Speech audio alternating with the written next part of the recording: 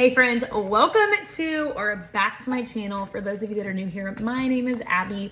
I am married to a football coach here in the state of Texas, and between foster, biological, and adopted, we have 6 children and a very busy life. So today the title of this video is how to keep the spark alive with 6 kids during football season. So that is something that we have to work on every time. I always find, especially about halfway through the season, we start to realize we're just sort of like coexisting and drifting apart and just not maintaining the same level of communication or anything like that. So today we're being intentional, and I'm going to give you an easy, fun, and inexpensive way that at home, after the kids go to bed, oh, I got my helper, you can still connect with your spouse. So over here on this channel, we talk about momhood, marriage, health, weight loss, football. It's kind of a conglomeration. So if you're interested in any of that, stay tuned.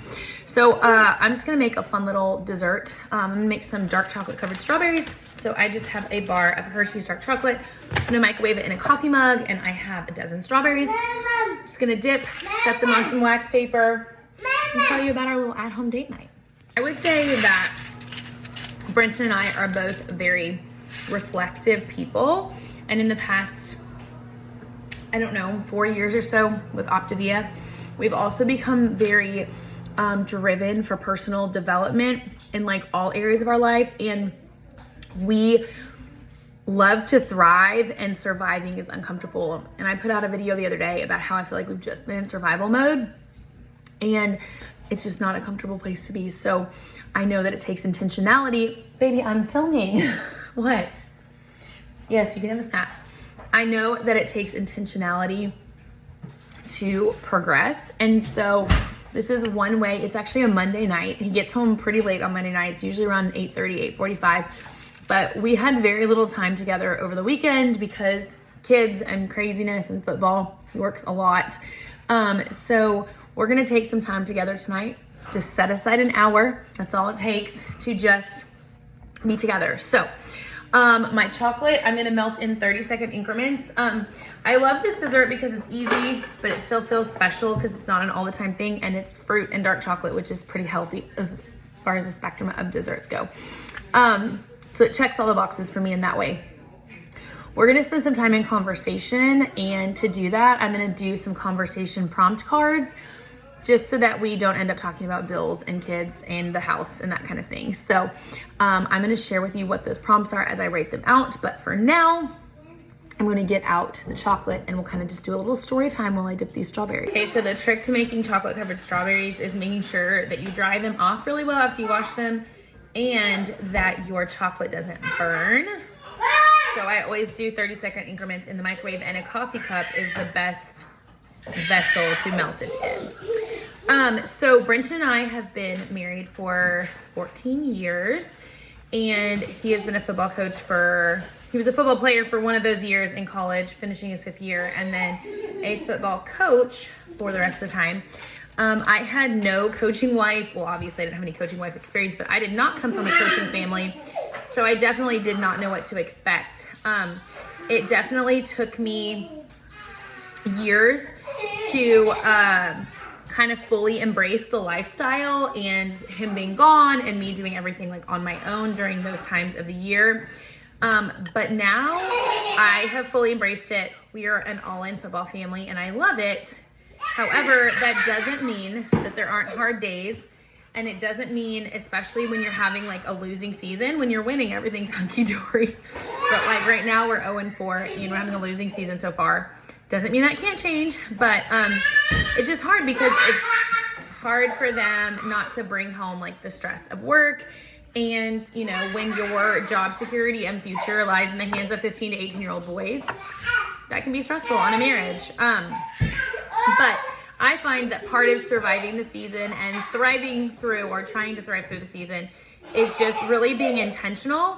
And when I'm feeling a lack of connection, or like a disappointment or something like that, I find rather than getting resentful, I need to proactively do something to reconnect. So this is my attempt it'll work to reconnect tonight. And I encourage you, like I said, it doesn't have to be expensive. You don't have to get a babysitter. Our kids are just going to go to bed, and probably at like 9 o'clock, we're going to designate from 9 o'clock to 10 o'clock to sit and enjoy each other's company. And I might even have him give you guys like a 2-minute blurb in case your husbands are coaches and watching, or in case your husbands travel a lot for work or whatever, on just like leaving stuff at work and being present for their wife when they come home, because he does work really hard at being able to do that. So once I get all these chocolates dipped, I'm just gonna put them I'm gonna put them in the fridge to set up. And one of the key components of success for this little at-home date night and reconnect is to make sure that I get the kids bathed and fed and ready for bed before he gets home.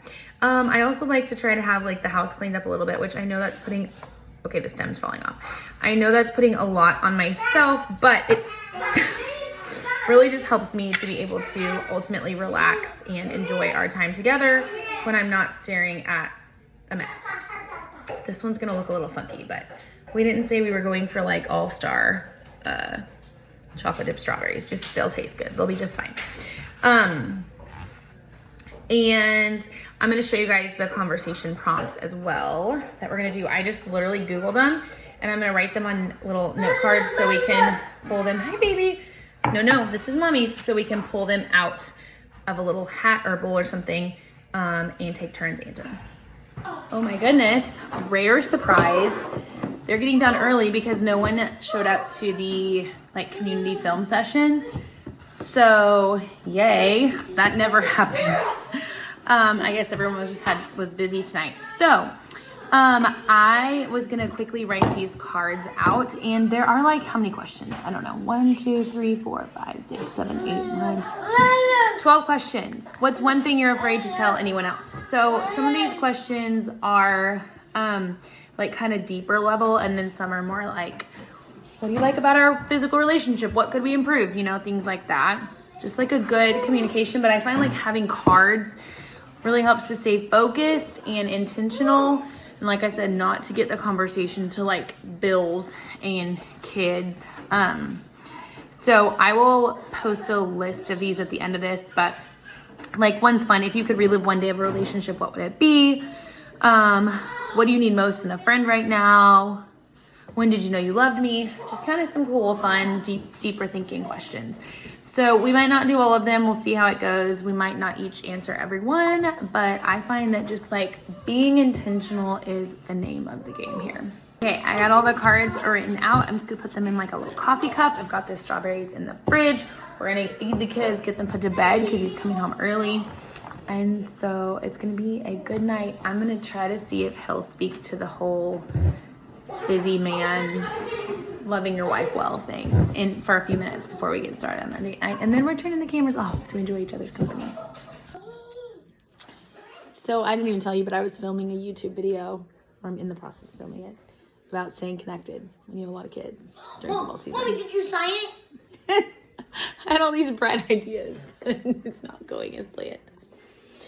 But I told them you would do like a 1-minute segment on what you felt like it was important as a husband, as a busy working man, to still feel connected at home and to your wife. Want me to do it now? Yeah, I just sprung it on you, but okay. Just off the top of your head. Including, number 1, recognizing your wife's haircut when you walk in the door. That'd be actually like the first tip. There you go. Tip number 1. Recognize your wife's haircut the second you walk in the door. It's a different color, a different length, Don't a different get distracted by her beauty and forget to mention her hair. Okay, I'm not holding this very still. Okay, what else? But really, for serious, we were talking about just having a lot of children, it being football season, and just being really hard to connect. Yeah, there's a lot of distractions and a lot of things that you can allow to get in your way, and you have to diligently and purposefully find ways to not let that happen. And I feel like it always like comes to a head like right now, like in the middle of the season. Mm-hmm. And it really helps when you have a spouse that recognizes that also and helps bring it to your attention. And not like a demeaning way, but like in a way that says, hey, we need to make sure we... Yeah. I feel like we've both been feeling it. I mean, we're week 4, and I mentioned earlier on the video, this is why our night's not going as planned. We have all the craziness. But I like winning seasons are easier. Like seasons of losing are hard because there's like less excitement. There's more like kind of not treachery, but like bringing home the negativity. Because how can you not, right? Like, I mean, so it's been a challenge, but I think just like communication is key. And I think, like I was saying earlier, rather than becoming resentful, either one of us, just like bringing it to the other and being like, hey, I'm feeling XYZ. And don't be ashamed to apologize when you recognize you've done wrong. Like last weekend when you went to Longview without me. Oh, yeah. Yeah. And I really was okay with that. Like, he is only home on Saturday afternoons. Like, that's the one time a week that he's home. And I was like, do you want me to wait for you or head out? And so I took the 6. We don't throw balls in the house. It is bedtime. I don't even know what time it is. You got home early, so I was thinking, yes, we're going to get like 2 hours together instead of 1. And now it's like half an hour before we're both going to crash. I don't know. My arm's tired. I'm a squirrel. We're going to eat our chocolate covered strawberries. We're going to do our questions.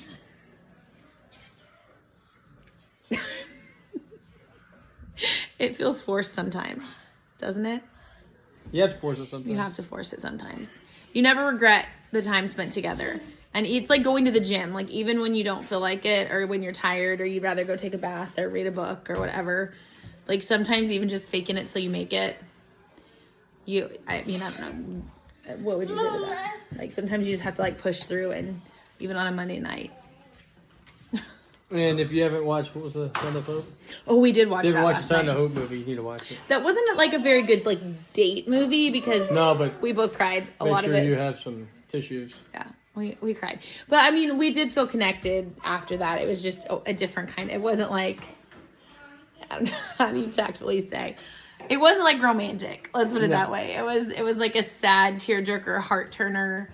Like, Brenner, oh my gosh, now one of them's on the table. Get down. Okay. We gotta put these Bedtime. kids to bed.